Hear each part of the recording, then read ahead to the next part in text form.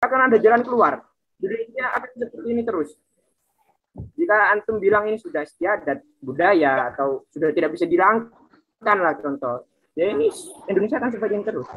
Padahal kita tahu korupsi ini adalah penyumbang pertama kemunduran negara. Negara itu bagaikan tubuh, korupsi ini seperti kanker.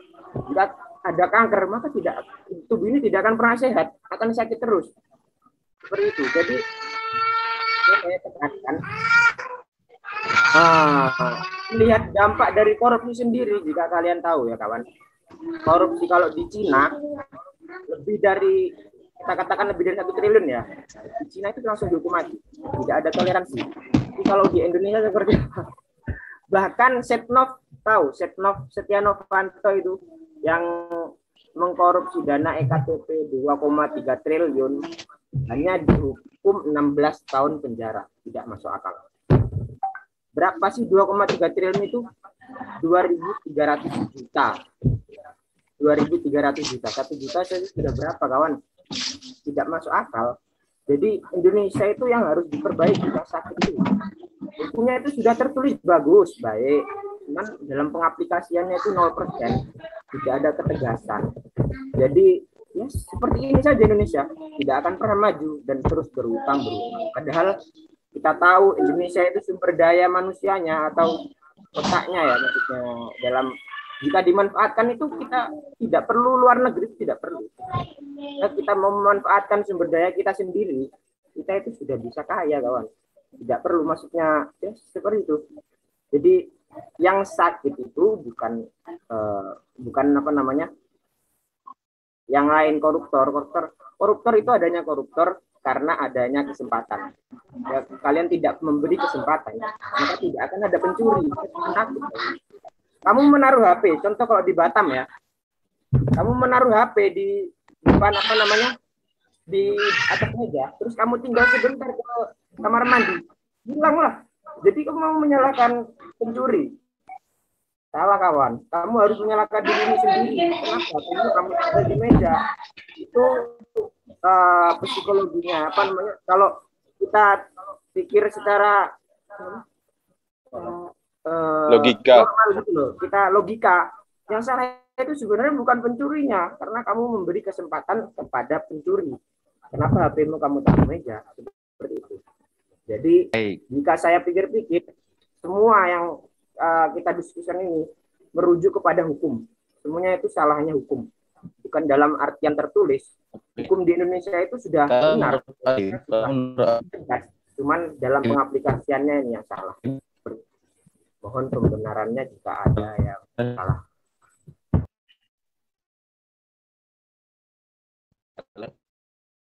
Oke, terima kasih Alim. Berarti yang titik yang perlu digarisbawahi apa yang dikatakan Alim adalah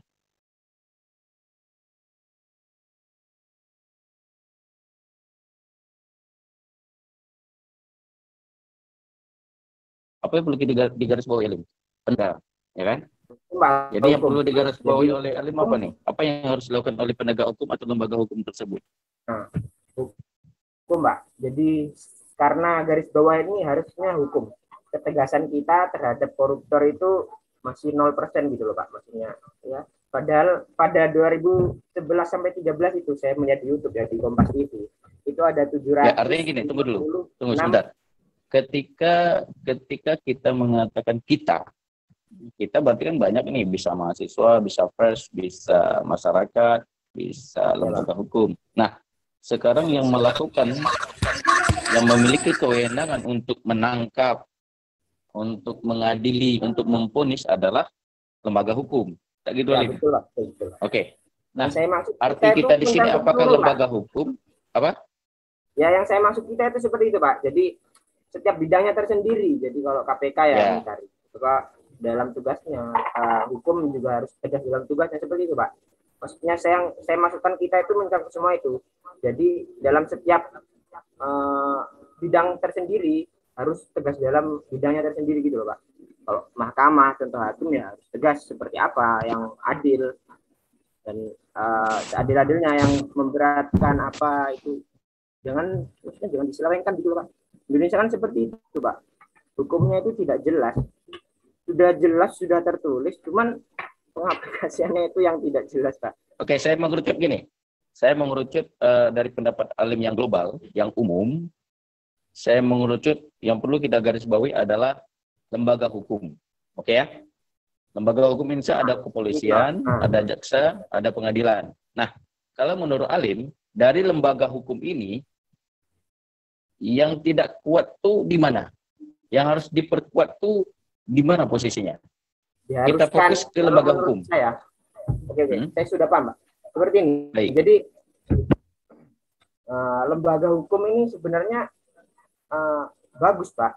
Jadi saya melihat di YouTube, kalau Mata Najwa ya, sumbernya dari Mata Najwa, saya melihat mereka kalau ngomong-ngomong berbincang-bincang sama mantan ketua Mahkamah Agung Umum hakim, namanya Pak Artijo Al-Kostar. Ini beliau bilang itu, saya sebenarnya ini kan KPK ini hanya mencari, Pak. KPK itu hanya menangkap koruptor dengan bukti-buktinya, dan yang berwenang untuk menghukum itu hakim, Pak, dari Mahkamah Agung tersendiri, Pak. Jadi KPK ini tugasnya hanya menangkap, dan memberikan bukti apa saja, tapi yang bertugas dalam menghukum ini, menentukan hukumannya itu orang dari Mahkamah Agung, Pak. Seperti itu. Jadi kata Pak Artijo ini, mantan Mahkamah Hukum di Mata Najwa, katanya seperti ini. Sebenarnya saya ini ingin menghukum mati para koruptor, cuman dalam undang-undangnya ini banyak dua kutip besar, maksudnya bahkan di dalam undang-undang itu banyak pembelaan terhadap koruptor itu banyak, Pak. Kalau saya baca di Judi Fakti PNPT, Pak, pasal 2 dan 3, di situ pun seperti gimana ya, banyak hal-hal yang bisa dijadikan acuan oleh koruptor untuk membela dirinya. Sebenarnya dia dapat hukuman yang berat karena ini pasal ini tadi, dia mendapat hukuman yang ringan-ringan saja, kan tidak masuk akal, Pak. Jadi pinternya pembuat undang-undang kita itu, Pak, dalam tanda kutip besar ini, pinter dalam artian lain, dalam pembelaan para koruptor ini, Pak. Kalau saya baca, saya lihat dari Mata Najwa seperti itu, Pak. Keterangannya Pak Artijo itu mantan ketua hakim Mahkamah Agung. Mahkamah Agung. Banyak faktor-faktor yang sangat rumit, Pak. Jadi harus diadakan perombakan dari undang-undang tersebut. Harus diadakan perombakan dari undang-undang. Jika tidak seperti itu, maka akan dijadikan acuan oleh para koruptor, Pak, dan tidak akan ada kata adil dalam negara ini. Saya lihat di YouTube, Pak, ya, di Kompas TV itu pada tahun 2011 hingga 2014 itu ada 756 koruptor yang tertangkap, dan yang diadili dengan hukuman yang berat, dikategorikan berat itu hanya 6 orang. Dan yang dibilang berat oleh Indonesia ini bukan hukuman seumur hidup atau mati, Pak. Saya ketawa.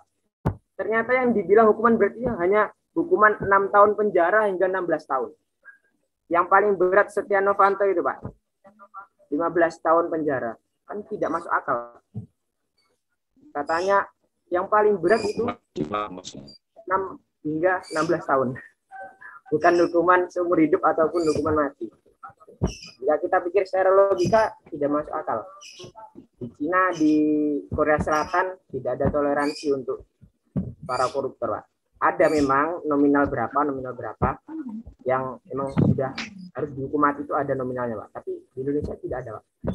Nah, ini. Jadi, terima kasih, Lim. Adalah hukum di Indonesia. Ya. Artinya gini, Ali melihat kalau dari perbincangannya adalah sistem hukum. Kalau kita melihat, memang sistem hukum kita ada peluang ruang-ruang yang masih kosong. Cuman kita sebagai masyarakat hukum, ya kita harus optimis bahwa penegakan hukum di Indonesia itu memang harus berdasarkan nilai-nilai hukum yang ada, nilai-nilai Pancasila yang ada, walaupun masih ada ruang-ruang kosong yang membuat para ahli-ahli hukum, lawyer-lawyer, untuk bermain dalam putusan vonis itu. Oke, terima kasih Alim. Ada yang mau menambahkan? Di sini sudah azan ya?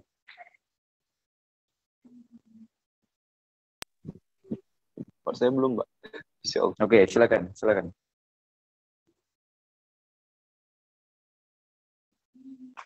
Silakan Adit. Iya, Pak. Silakan. Oh, belum. Jadi, Pak. Oke, ada yang... Iya. Ya, silakan. Sebenarnya Pak, bahasa gini, saya menanggapi sebentar. Tadi ada bahasa mengadakan korupsi. Ya, saya sepakatlah dengan dikatakan oleh Alim ya. Memang bahasanya korupsi itu adalah yang saya katakan tadi, adanya peluang atau kesempatan para pelaku untuk melakukan tindakan penyelewengan. Garis besarnya di situ, ada kesempatan, peluang, dan kesempatan dan peluang. Apabila ruang itu tidak ada, mereka tidak akan melakukan tindakan itu, maka akan terjepit ya, Pak. posisinya. Seperti itu maksud saya, Pak. Jadi hukum itu secara tidak langsung kita tidak tegas itu yang menambah banyak musuh, menambah semakin banyak koruptor itu kita sendiri, Pak. Hukum yang kosong itu menambahkan musuh secara tidak langsung kita itu menambahkan suatu kelemahan bagi penegak hukum untuk melakukan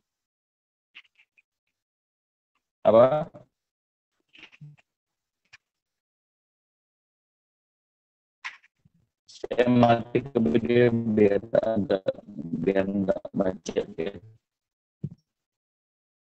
Ya, artinya gini, kita kan sudah ada penegak hukum.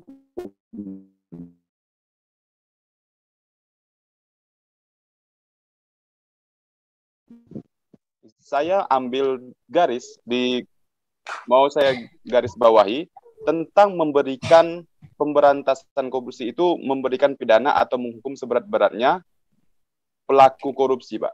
Jadi, Pak, jika seandainya orang Indonesia, pemerintahan Indonesia membuat suatu peraturan bahwasannya apabila seseorang melakukan korupsi, maka akan diberikan hukuman yaitu menurut Islam ataupun syar'i. Seperti kisos misalnya, Pak. Kisos itu, Pak. Ya. Jadi potong kalau tangan kita atau apa gitu ya. Itu Pak, menurut saya, Pak. Seandainya jika di Indonesia membuat peraturan seperti itu dan di dalam mengaplikasikan hukumnya seperti itu juga, maka menurut saya upaya pemberantasan korupsi kita dengan tema pada hari ini akan lebih optimal dan maksimal, Pak, untuk para pejabat yang korupsi. Seperti itu, Pak. Saya mau menyambung, Pak. Baik. Jadi seperti ini, kawan.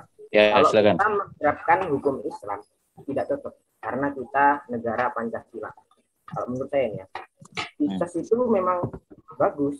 Ya, kalau kita memang menerapkan ajaran Islam, memang cocok, kawan. Saya memang setuju. Mencuri potong tangan, membunuh dibunuh, memang itu bagus. Cuman tidak cocok dengan negara kita yang Bhinneka Tunggal Ika. Bukan hanya orang Islam yang ada di negara kita. Jadi kalau kisos itu, kalau kita menerapkan agama Islam, harus semuanya, kawan. Jadi jangan kisos saja, tapi yang lain tidak diterapkan, misalnya. Kalau kata Dr. Zakir Naik, kamu Islam itu ya, kamu mencuri dipotong tangan. Tapi sebelum kamu mencuri itu, Islam itu sudah menjelaskan ada hukum lain yang membantu agar kamu tidak mencuri itu seperti apa. Jadi kata Dr. Zakir Naik, yang kalian tahu di YouTube, jika kamu ingin menerapkan seperti itu, maka terapkanlah zakat. Jika dalam suatu negara ada zakat, yaitu 2,5% disumbangkan kepada fakir miskin, pemerintah ya, Baitul Mal ya, disumbangkan kepada fakir miskin, setiap orang kaya menyumbangkan 2,5%-nya, maka saya jamin Indonesia ini akan merata seperti itu. Bantuan kepada rakyat-rakyat miskin itu akan rata. Nah, dan saya yakin jumlah pencurian itu berkurang. Karena di Indonesia ini rata-rata orang mencuri itu hanya sebatas untuk memenuhi isi perut mereka. Nah, ini yang salah, dan semua itu penyebabnya termasuk korupsi. Bansos kemarin itu batu bara itu berapa miliar, berapa triliun yang dia ambil, nah, dan tidak tersalurkan kepada penduduk yang kesusahan. Nah, ini termasuk ternyata penyebab kejahatan kecil-kecil seperti ini ya dari korupsi yang kita tahu. Nah, jadi kalau menurut saya tidak cocok Indonesia ini menggunakan hukum Islam, dikarenakan kita Bhinneka Tunggal Ika ya, kita bukan hanya orang Islam yang ada di sini. Jadi, jika di Arab memang bagus karena di sana emang negara Islam, tapi kalau di Indonesia saya rasa kurang cocok. Jadi kita bisa saja dulu seperti ketegasan di Cina atau di Korea Selatan dalam kasus tertentu korupsi, jika ada sekitar segini dan batas berapa yang dikorupsi maka dihukum mati, seperti itu saja. Itu sudah termasuk tegas itu kawan. Jika kita terapkan koruptor itu bukan hanya berpikir sekali, berpikir 10 kali mereka untuk korupsi lagi. Seperti itu. Mereka akan berpikir 10 kali untuk mau korupsi lagi. Karena saya rasa dengan hukuman apa yang harus dilakukan? Ya, agar koruptor ini tidak melakukan korupsi? Fase tertentu, maksudnya dalam beberapa contoh kita ada koruptor. Ya, maksudnya gini, agar tidak terjadinya korupsi lagi, agar tidak terjadinya korupsi, tindakan korupsi, ya, hukuman apa yang tepat menurut negara Indonesia, menurut Alim? Seadil-adilnya, bukan seberat-beratnya. Apa itu? Ya, hukumannya apa? Ya, hukumannya seperti apa? Ya, kita terapkan seperti yang ada di Cina, Pak. Jadi kalau di Cina itu contoh 1 triliun ke atas hukumannya mati, 1 triliun ke bawah hukumannya penjara atau berapa. Oke. Itu kalau di negara Cina, berarti kan perbandingan politik hukum di negara Cina. Nah, sekarang kalau hukum di Indonesia, hukuman yang paling berat adalah hukuman mati. Nah, sementara hukuman mati di Indonesia itu tulisan, sangat jarang dilakukan. Saya tegaskan lagi Pak ya, itu hanya tertulis Pak. Gini, dan tidak ada di pengaplikasiannya. Ya sekarang gini, bahasanya adalah bagaimana bisa terjadi efek jera kepada para pelaku agar tidak terjadinya tindakan penyelewengan. Ya, memang secara hukum Indonesia mengatakan adalah hukuman mati. Itu adalah tindakan yang seberatnya. Cuman selama kita melihat vonis hakim itu lebih mengarah kepada hukuman seumur hidup atau hukuman seperti yang Anda katakan tadi, Setia Novanto. Nah, di sini di mana titik masalahnya, di mana gitu? Kalau menurut Alim di mana? Agar tegasan, Pak. Pengambilan adanya efek jera, tidak ada lagi pelaku-pelaku koruptor yang melakukan tindakan itu. Apa? Tidak ada ketegasan dalam mengambil hukum. Kalau menurut saya, cuman semua ini ketegasan ini memang ketegasan dari perlu digarisbawahi efek jera. Dalam bahasa ketegasan yang ya kita garis bawah ya, agar terjadi efek jera upaya pemberantasan korupsi. Apa tuh? Ini Pak, coba saya jelaskan sekali lagi Pak ya. Makanya hukumannya seperti apa gitu. Nah, kita ini ingin menghukum tegas. Singkat saja, apa itu? Hukuman apa yang membuat agar efek jera? Nah, ya hukumnya Pak, seperti ini Pak. Bentar, saya jelaskan Pak, biar Bapak paham. Jadi kata Pak Arjos Alkostar ini, mantan hakim, dia itu pengen menghukum berat, hukum mati itu dia pengen Pak. Cuman ada undang-undang yang dibuat oleh orang-orang terdahulu yang dalam tanda kutip ini membantu mereka, membantu para koruptor. Undang-undang ini tuh sebenarnya kalau saya lihat di mata Najwa itu namanya Yudi Fakti PNPT. Apa? Yudi Fakti PNPT. Pasal 2 dan 3, Pak. Di sana BNPT seperti Yudi Fakti PNPT. Pasal 2 dan 3. Okay. Di sana itu hukumannya tentang kayak banyak penyelewengannya gitu loh, Pak.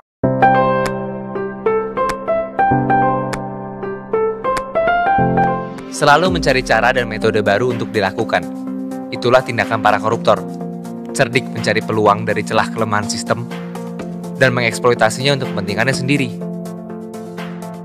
Sebagai warga negara yang peduli terhadap nasib bangsa, kita harus mau ikut berpikir dan berperan serta untuk mempersempit dan menghentikan usaha para koruptor menggerogoti uang rakyat. 3 jenis hukuman dalam tindak pidana korupsi: hukuman mati, hukuman penjara, hukuman denda.